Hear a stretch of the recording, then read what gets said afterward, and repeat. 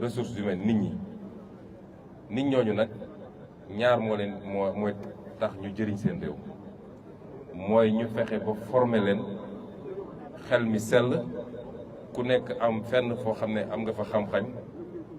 boo mën a jëriñee réew mi waaye ñaar bi mooy yaram yi aussi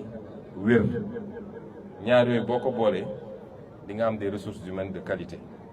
loolu tax président de la république jox bés bi cër ñu xam ni it la ñu bëgg ci Sénégalais yi mooy ñu saxal ko ndax problème bi ñu am yépp mooy léeg-léeg mën nañoo démarrer waaye bu ñu demee tuuti rek mu commencé di wàññeeku ba mbir mi jaaree noonu defe naa concept setal yàgg na fi ñun bi ñu nekk gone ci régime socialiste ñu njëkkoon lancé setal ba biñ ko anglicisé tuddee ko cleaning day donc du lu bees waaye li war a bees nag mooy taxawaay biñ ci war a am ñun ñëpp xam ni du mbirum président de la république defaluñu ko président de la république parce que président de la république dëkkul goxu mbàcc dëkkul Colobane dëkkul Tilène dëkkul fii ak fii kon suñu defaree koñ yi ñun ñi fa dëkk ñoom ñoo ciy njëkk a profité balaa muy doon président de la république kon ñu fexe ba loolu ñu taxawal ko ñu saxal ko parce que ci liggéey réew am na loo xam ne mbirum nguur la mbirum état la waaye ci beneen pàcc bi am na loo xam ne mbirum population yi la ñoom ñoo mën a lënkaloo joxante loxo jàpp ci ñu defar réew mi kon looloo tax président de la république yebaloon ma fii ma ànd ak ministre bi nga xam ne moo fi mu toll nii moom mooy jëwriñ buy toppatoo yu ni mel pour ñu ñëw jëmmal deuxième journée bi fii ci Ndar muy première région boo xam ne président de la république déplacé wu na ci ndax man mi ma yebal man mii moom laa fi toogal te loolu day wone cër bi ñu jox Ndar ak yéene gi ñu am ci Ndar problème Ndar nag xam nañ ko yàgg nañ koo wax ba may nekk assemblée nationale bind naa ci ay questions écrites laaj ko gouvernement bi yàgg naa ñëw Ndar fii def fi conférence wax ci problème Ndar donc du lu ñu xamut daanaka soxlawuñu sax ñu jox ñu fii cahier de doléance xam nañu problème Ndar bu baax a baax yi ma ci seppi rek li gën a gàtt mooy fi ñu taxaw nii ñëpp xam nañu problème mu géej gi nga xam ne ma ngay avancé loolu nag tendance mondiale la ndax dafa lënkaloo ak li ñuy wax réchauffement climatique mooy àdduna xeetu xarale yi ñuy jëfandikoo surtout réew yi nga xam ne am nañu doole développé nañ ci wàllu seen industrie yooyu dafa dem ba li muy dégager ci ay gaz yuy polluer dafa am lu mu yàq ci jaww ji loolu nag bu demee ba dañ rek musiba dina am ndax àdduna day gën a tàng ndax li ñuy wax serre couche de serre bi moom mooy tax ba naaj bi buy egsi ñun dooleem day wàññeeku bu demee nag ba dañ fi naaj bi day gën a tàng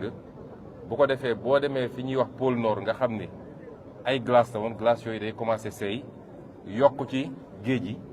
gi itam jël volume ñëw dugg ci suuf si looloo tax ñëpp ñi nga xam ne pays côtier lañu tey am nañu problème boobu waaye rawatina nag Afrique ndax seetlu nañ ni Afrique moo gën a néew li muy polluer waaye moom moo gën a subir les effets du réchauffement climatique fi ñu toll nii finde na ko ndax wax nañ ni géej gi at wu ne dina avancer lu mat 5 à 6 mètres donte dafa mel ni ci fan yi mu ngi mel ni dafa xaw reculer tuuti mais at wu ne dina avancer lu mat 5 wala 6 mètres bëri na fii ay kër yoo xam ne defe naa ñëw naa fi juróomi at ci gannaaw wala lu ko ëpp ñëwoon visiter fii yëpp ay kër yu bëri yoo xam ne jëlee woon na ñi fi dëkk parce que ndox mi dem na ba jël kër yi yóbbu leen fële booru balaa nga yegg Ngalel xaar yàlla defe naa fa lañ leen defaloon ay tente noonu la amee feneen ak feneen du Ndar rek de côte bi yëpp la boo demee ba Kafountine fële ci Casamance di nga ko fa fekk loolu di problème boo xam ne problème bu laaj ay matuwaay la bëri na ay programme yoo xam ne lancé woon nañ ko fi lim naa ci démb rek lu mat juróom benn programme yoo xam ne ñeenti banque mondiale moo ko financé am na ci boo xam ne Union européenne la am na ci boo xam ne AFD la jox nañu ndigal ministre bi nga xam ne mooy saytu li jëm ci environnement pour ñu defal ñu benn évaluation programme yooyu lan lañ ci def ci ay milliards ban résultat lañ ci am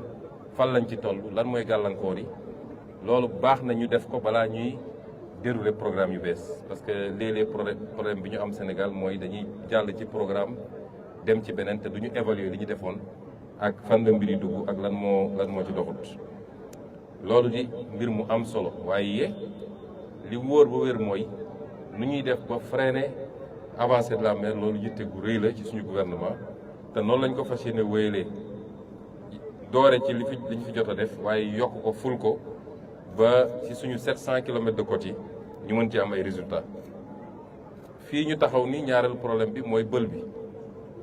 bi ñëpp xam nañ ko li ko andi woon mooy 2003 bi taw bi xawee am doole trop ñi fi newoon ci kilifa ci jamono jooju ne woon ñu dem ba ne bu ñu moytuwul Ndar ci boppam dina am inondation yoo xam ne dina doy waar te kër yu bëri dina nekk ci ndox mi ci la kilifa yi fi newoon joxe woon ndigal dinañu ubbi benn brèche bu ndaw ci géej gi pour ndox mi dem muy woon solution bu baax ci jamono jooju ndax fexe woon na ba inondation yi amul biir Ndar waaye malheureusement conséquences yi mu jur après brèche bi nga xam ne quelques centimètres la woon tey defe naa ëpp na 6 kilomètres ba amoon impact dëkk yu bëri jëloon na ko fu mel ne ay Dun Baba Dieye ak yeneen waaye defe naa am na lu ci nit ñi jot a def ba tey ensablement bi ñu def ak yu demee noonu defe naa village boobu dellu si na waaye bël bi dafa di problème bu xaw a jafe ndax day déplacé wu vers le sud te démb gouverneur mi ngi ma naan defe naa dans 25 ans su ma juumut la war a dellu ci place am bi mu normal donc at wu ne wala ñaari at yu ne dina am benn village boo xam ne dina am problème buy jóge ci bël bi fi mu toll nii su ma juumul booru Gandon la war a doon Gandiol boobu sabula booru Gandiol kon loolu it lañ ci mën a def rek mooy anticiper ci ensablement yi yu demee noonu mais c'est un phénomène naturel boo xam ne dina réglé wul boppam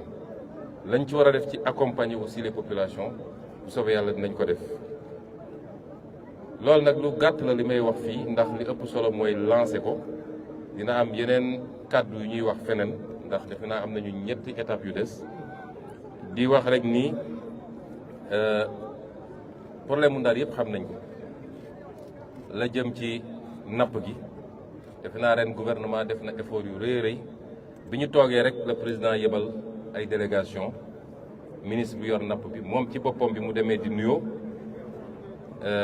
tournée bi mu doon def di nuyu suñu dëkkandoo yi am na lu mu waxtaanoon ak président Mauritanie ba ñooñu jox ñu nombre de licences de pêche yu bëree bëri ba nappkatu Ndar yi mën a continuer dem di nappi foofu tranquillement ñu génn ci loolu mu yónni fa délégation boo xam ne ministre de la pêche moo ko jiite woon mooy mu dem fa am fa ay résultats yoo xam ne defe naa tey jii nappkatu Ndar yi amuñu problème war a dem sur la base des licences de pêche dem prélever quotas yi nga xam ne autorisé nañ leen ko ñu boole ci nag matuwaay yi nga xam ne ñu ngi koy jël ci accord de pêche yi ndax loolu dañ ko yàgg a wax démb ba ñuy doon opposition te lu ñu mus wax en tant qu'opposant rek bu soobee yàlla dinañ ko def en tant que bu ñu egsee ci pouvoir exécution programme nag dañ koy dérouler étape par étape waaye gis ngeen premier acte yi ñu posé ci li jëm ci accord de pêche yi fa ñu bëgg a jëm daal gëm naa ni bateau dootul jóge bitim réew yor filet yu ko neex mën a buub suñu géej gi yëpp te du débarquer fii biir Sénégal yóbbu géej gi la mu soxlawul mu sànni ko ci géej gi loolu moom dina jeex ci Sénégal te li ñu waxoon ni dina am benn zone boo xam ne bateau Sénégal kese moo fay dem nappi loolu it nañ ci jublu ñu ngi ciy liggéey déjà te defe naa accord de pêche yooyu léegi mu jeex ñu war a dugg ci phase de renégociation te boobaa di ngeen xam ni fal ngeen ñu am fulla ñu bëgg Sénégal ñu jiital intérêt Sénégal ci keneen ku dul Sénégal yi kon lii lu ñu bëggoon a lancer la rek pour ubbi journée bi di féliciter waa Ndar yëpp ci mobilisation bi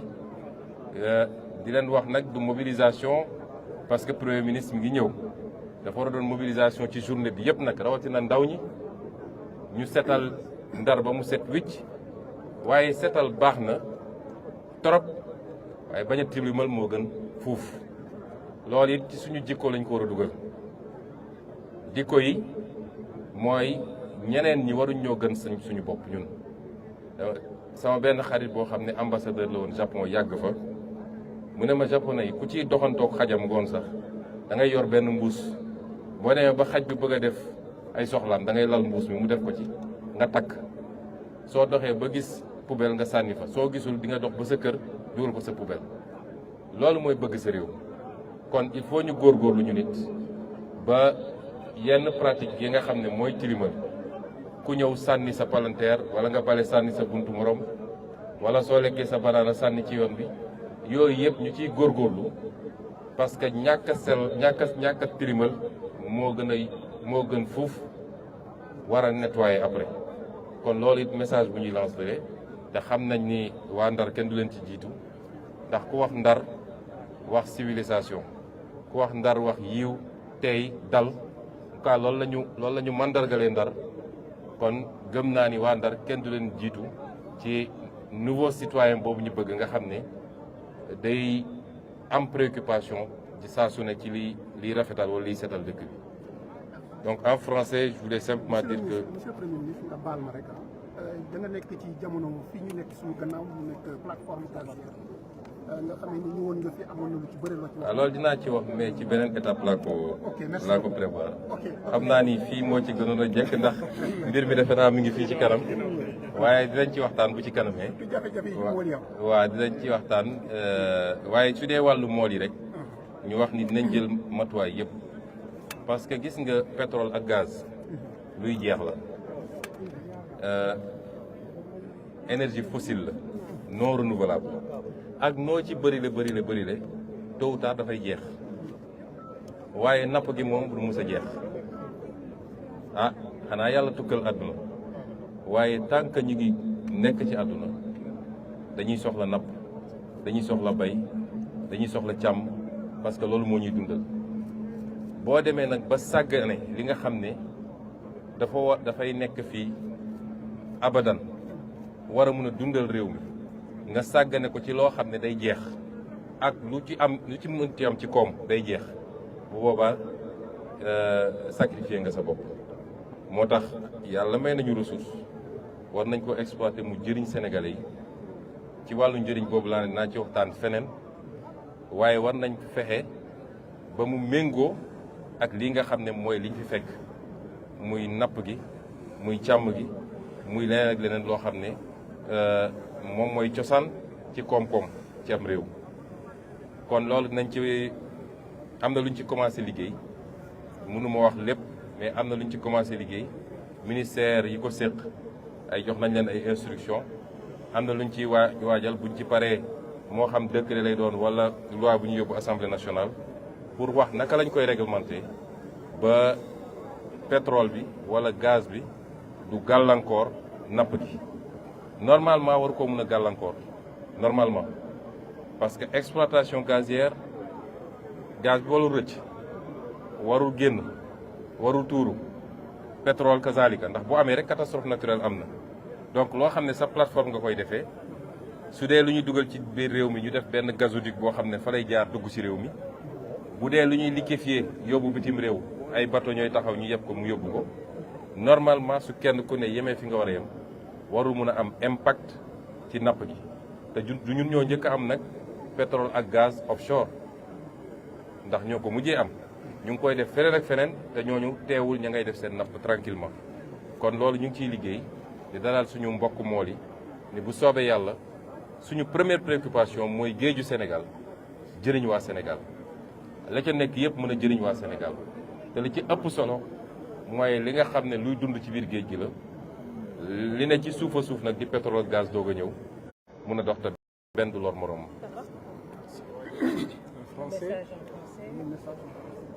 Donc nous sommes très heureux d'être là à Saint-Louis aujourd'hui pour représenter son Excellence Monsieur le Président de la République Bassirou Diomaye Diakhar Faye, qui aurait dû être lui-même ici aujourd'hui, puisqu'il a été retenu qu'à chaque journée du programme Setal Suñu Réew, les différentes autorités sortiraient de Dakar pour beaucoup de plaisir, parce que tout le monde connaît mon attachement à cette ville de Saint-Louis, qui est ma ville de cœur, une ville qui m'a beaucoup donné. Et j'ai été très heureux d'avoir été désigné pour venir représenter Monsieur le Président de la République, accompagné de Monsieur le ministre de l'Assainissement, le docteur Cheikh Tidiane Dièye et son équipe, qui sont les maîtres d'œuvre de cette journée. Et nous y avons trouvé les représentants de l'État, notamment Monsieur le gouverneur de Saint-Louis, Monsieur le préfet. Et nous remercions les populations saint-louisiennes pour l'accueil qu'ils nous ont réservé déjà hier quand on arrivait assez tardivement, mais également pour cette mobilisation pour donner forme à cette journée qui occupe une place extrêmement importante dans l'agenda du président de la République. Vous savez, les questions d'hygiène, nous avons tendance à les négliger. Mais quand on parle de développement, aucun développement ne peut se faire sans hygiène, sans un cadre de vie assaini, adéquat. Et il n'est qu'à voir ce qui se passe dans les pays dits développés pour comprendre que c'est l'un des signes les plus visibles du développement. La capacité à prendre en charge son cadre de vie, à le rendre propre et assaini. Mais il ne faut pas qu'on pense que c'est l'apanage des pays développés. Personne n'a plus droit à la santé, à l'hygiène, à la propreté. Ça doit être une préoccupation simplement humaine, une préoccupation de développement social avant d'être la base du développement économique. Et c'est pourquoi le président de la République a placé cette préoccupation au centre de son agenda. Je disais que ce n'est pas l'apanage des pays développés, parce qu'ici en Afrique, si vous prenez l'exemple du Rwanda, ils ont réussi ce pari. Et avec la combinaison des efforts de l'État, qui n'a pas beaucoup de moyens, ni au Rwanda, ni au Sénégal, mais avec la participation volontaire des populations pour suppléer un peu à ces carences de l'État, en attendant que l'État puisse développer un peu plus ses moyens et petit à petit monter en puissance. Et c'est pourquoi le président de la République a voulu en faire une journée nationale, mais surtout une journée pérenne. Parce que le vrai problème que nous avons au Sénégal, c'est de maintenir la cadence quand il s'agit de faire des choses utiles. Et il est important que chaque Sénégalais puisse sacrifier de quelques heures pendant le mois, en tout cas une fois par mois au moins, à son propre cadre de vie. Parce que si le cadre de vie est assaini, il ne l'est pas. S'il est assaini ici à Guet-Ndar, il ne l'est pas pour le président de la République, il ne l'est pas pour le Premier ministre, il l'est pour les populations de Guet-Ndar qui vivent ici à Guet-Ndar. Cela est valable pour tous les quartiers du Sénégal, pour toutes les communes du Sénégal et donc pour la nation tout entière. Et c'est pourquoi nous continuons à lancer cet appel, à maintenir la mobilisation et quelquefois même à créer des sous-journées, que dans les quartiers, les gens disent on a une journée nationale que nous allons honorer, mais nous allons nous fixer une journée du quartier. Et pour avoir un programme intercalé qui permettra d'anticiper sur beaucoup de choses. Et je disais tout à l'heure que nous avons beaucoup travaillé également sur les comportements. Le plus important, c'est les comportements. Il est bien de nettoyer, mais c'est mieux encore de ne pas salir. C'est mieux encore d'avoir des réflexes qui nous permettent d'éviter de salir. Et ces réflexes, c'est d'éviter de jeter n'importe quoi sur ce qu'on a en commun, c'est-à-dire les espaces publics, la rue, les espaces du quartier, ainsi de suite. Qu'on ait le réflexe de dire, même si je ne trouve pas de bac à ordures à proximité, je préfère garder la peau de banane que je viens de consommer, je gardais comment on appelle ça, les sachets d'eau que je viens de boire, et ainsi de suite. Je préfère le garder et marcher plusieurs mètres jusqu'à trouver là où le mettre, ou bien aller jusqu'à chez moi pour le mettre dans la poubelle plutôt que de jeter dans la rue. Ça, c'est des comportements qui doivent être élémentaires, qui nous interpellent tous et qui démontreront, lorsqu'ils auront pris une place capitale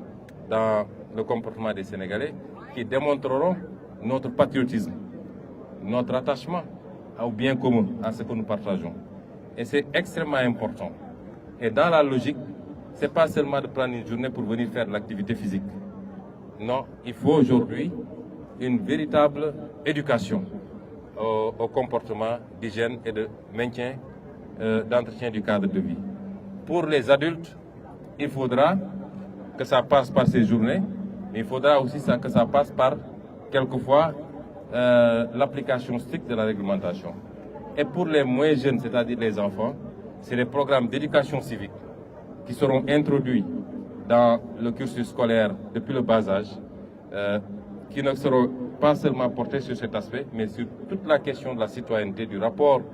à la chose publique, du rapport à l'État, du rapport au bien commun,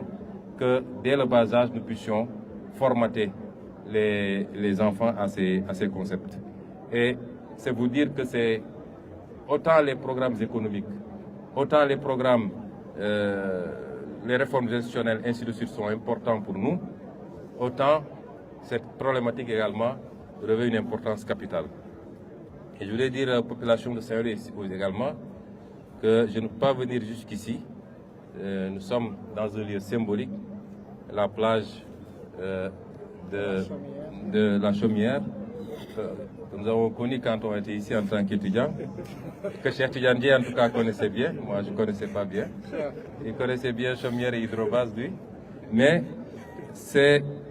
nous ne pouvons pas venir jusqu'ici sans dire aux populations de Saint-Louis que nous connaissons très bien les problèmes de Saint-Louis. Nous n'avons pas besoin qu'on nous remette un mémorandum, nous n'avons pas besoin qu'on nous interpelle. Nous connaissons très bien, en tout cas, les problèmes essentiels de Saint-Louis. Je ne peux pas dire que je connais tous les petits détails, mais Saint-Louis nous a intéressés comme toutes les autres villes du Sénégal. Et vous savez que la manière dont nous avons pratiqué la politique jusqu'à présent, nous avons essayé d'axer notre action politique sur une véritable maîtrise des problématiques de développement, des problématiques citoyennes, des problématiques sociales, des problématiques citoyennes et sociales, pour pouvoir y apporter des réponses. Et c'est pourquoi on s'est intéressé beaucoup à Saint-Louis. Je traiterai d'autres questions à d'autres endroits, mais ici je profite pour dire que l'un des problèmes de Saint-Louis, c'est l'avancée de la mer. Problème qu'il partage avec toutes les villes